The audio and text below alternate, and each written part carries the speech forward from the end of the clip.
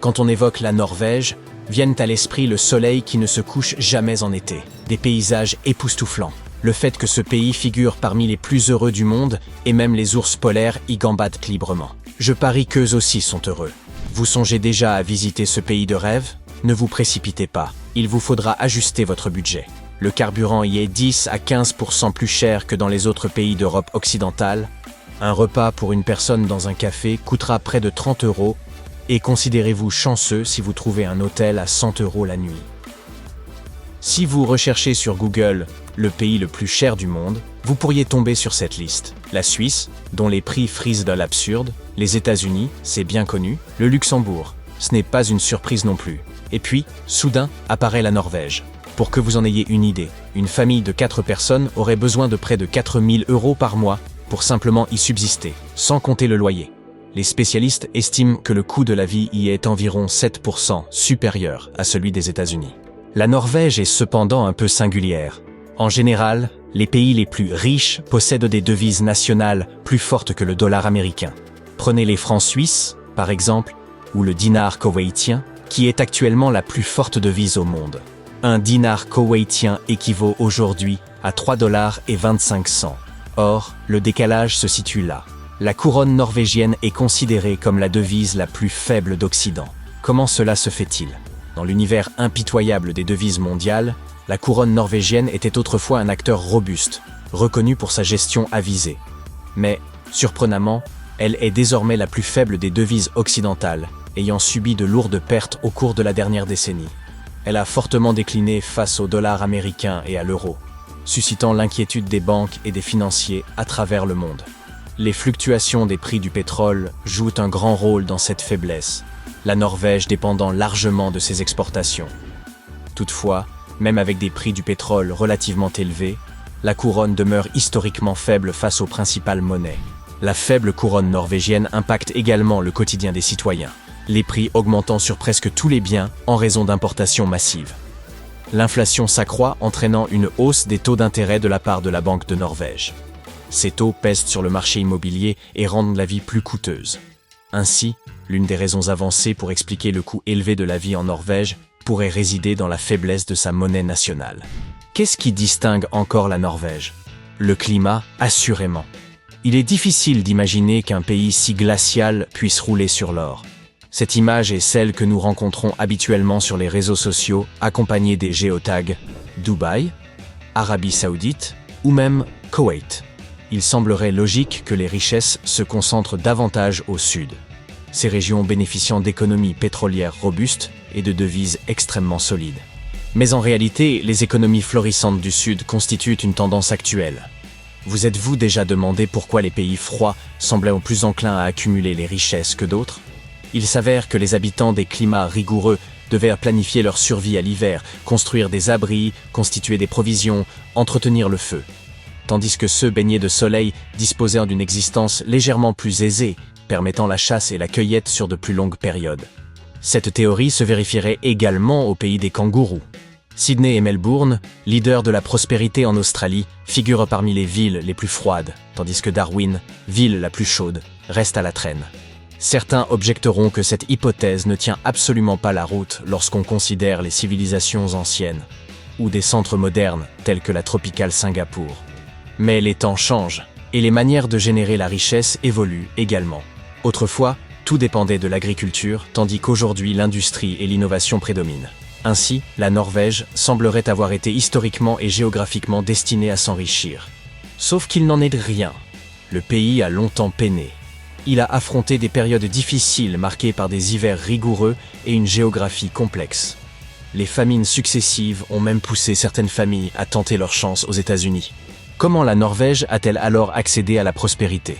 Le pétrole et le gaz ont joué un rôle majeur. Bien que de petite taille, le pays détient environ 0,31% des réserves pétrolières mondiales. Toutefois, en Norvège, l'histoire ne se résume pas à l'or noir. Par exemple, la plus grande réserve de pétrole ne se situe pas dans un pays arabe, mais au Venezuela, qui détient jusqu'à 20% des réserves mondiales. Pourtant, l'économie vénézuélienne demeure instable. Le pétrole ne se suffit donc pas à lui-même. Quoique sa superficie forestière soit inférieure à celle d'autres nations européennes, La Norvège constituait une puissance incontestée du bois à l'époque de la marine à voile. Grâce à ses fjords stratégiques, le bois de ses forêts intérieures pouvait rapidement atteindre les scieries riveraines et les marchés mondiaux. Même après l'ouverture, grâce aux chemins de fer, des potentiels forestiers d'autres pays au XIXe siècle, la Norvège restait maîtresse du bois en Europe, renforcée par une flotte marchande de classe mondiale au XXe siècle. La richesse issue du bois, conjuguée aux premières normes sociétales coopératives, a favorisé le développement de nombreux secteurs, de l'agriculture à la pêche en passant par les banques. Bien que qualifiée de pauvre au XIXe siècle, la Norvège affichait un PIB par habitant supérieur à celui des pays d'Europe orientale et méridionale. Et l'essor national se poursuit bien au-delà de la découverte de ses réserves pétrolières. La Norvège est singulière. Petite population, vaste territoire. Malgré cette étendue, les habitants sont dispersés, faisant du pays l'un des plus spacieux au monde. Une grande partie du nord s'étend au-delà du cercle arctique, présentant des paysages rudes, où une mince couche de terre recouvre le substrat rocheux. Le relief accidenté, montagneux, et la courte saison de croissance limite les terres arables à seulement 2,2%, un chiffre comparable au Yémen. La dispersion des parcelles cultivables dans de petites vallées rend l'agriculture extensive impraticable, loin du rendement des exploitations américaines. Avec une vaste étendue de terre et de longues côtes mais une faible population, la Norvège tire des revenus considérables de ses ressources. La nature a été généreuse, des zones de pêche abondantes, l'hydroélectricité issue des rivières et l'énergie des eaux froides. Et ce n'est qu'ensuite que l'on évoque cette ressource nommée pétrole. À la fin des années 50, une découverte majeure a bouleversé l'économie norvégienne. Avance rapide jusqu'à nos jours, et les activités pétrolières constituent à présent un moteur essentiel de sa croissance et financent son État-providence. Mais la Norvège ne s'est pas contentée de voir l'argent affluer. Elle a pris des mesures avisées, créant un fonds souverain pour gérer sa richesse pétrolière sur le long terme. Ce fonds représente aujourd'hui un montant impressionnant d'1,7 milliard de couronnes norvégiennes, soit plus de 160 millions de dollars. Les intérêts de ce fonds alimentent le budget annuel, garantissant aux citoyens une santé, une éducation et un bien-être de premier ordre. Et voici l'essentiel. La Norvège ne se repose pas sur ses acquis. Elle investit dans des technologies durables, telles que l'énergie éolienne offshore, pour s'assurer un avenir prospère au-delà du pétrole et du gaz. La Norvège peut être coûteuse, mais elle ne rivalise pas avec le lieu le plus coûteux au monde, Monaco. La vie y est presque 4 fois plus chère que la moyenne mondiale. Si votre ambition est de côtoyer les riches et célèbres, Monaco reste la destination idéale. Avec des prix immobiliers moyens excédant les 50 000 € le mètre carré en 2022, il n'est guère surprenant que ce minuscule État attire le gratin international. Cependant, il existe un lieu où le coût pour les touristes américains atteint des sommets, et il ne s'agit pas de pièges à touristes. Ni Oslo ni Monaco ne peuvent rivaliser avec les tarifs de...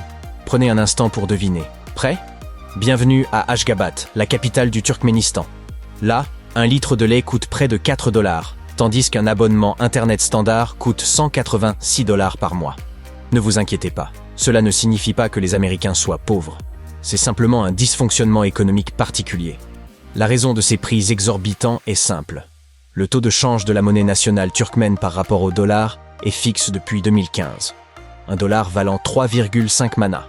Les prix locaux en monnaie turkmène augmentent à cause de l'inflation, ce qui crée un déséquilibre par rapport au prix exprimé en dollars, puisque le taux de change ne varie jamais. Pour les habitants, ces prix sont donc perçus comme normaux, mais pour tout visiteur arrivant avec des dollars en poche, le séjour se transforme en expérience extrêmement coûteuse.